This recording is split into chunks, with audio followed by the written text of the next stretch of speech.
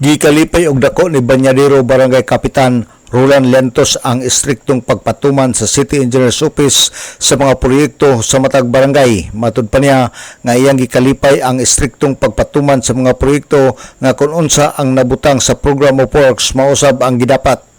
Ang Barangay Banyadero adunay ubay-ubay nga mga proyekto nga gi-implement sa City Engineer's Office niining tuig 2026 nga sa karon baguhay pa lang natapos nga gipunduhan sa 20% development fund sa barangay.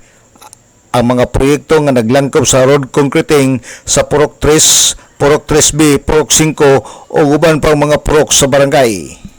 Actually ako nalipay ko aning kuan karon aning gibuhat karon sa City Engineer's Office nga murag kuan gyud sila stricto gid sila sa pagpa-implement aning mga proyekto, no, kinahanglan nakabase gyud o unsay mga gibutang sa program of works mao gyud ma-apply, mao gyud madapat, which is good.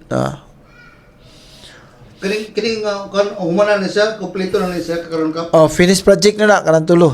Upat gyud na siya ka kuan, upat gyud na ka proyekto.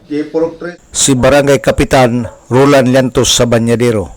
Adunay mga dagkong proyekto nga gipangayo ang Barangay Banyadero sama sa 3-story building nga adto kini itukod sa kanhi barangay office apan nagpaabot pa pud si Kapitan tungod kay dili kaya sa panudlanan sa barangay ang gikinahanglan nga pundo sa maong proyekto ug nagkinahanglan siya og ayuda sa mga kadagkuan sa syudad ug sa 2nd District Representative ingon man sa probinsya aron matuman ang maong proyekto.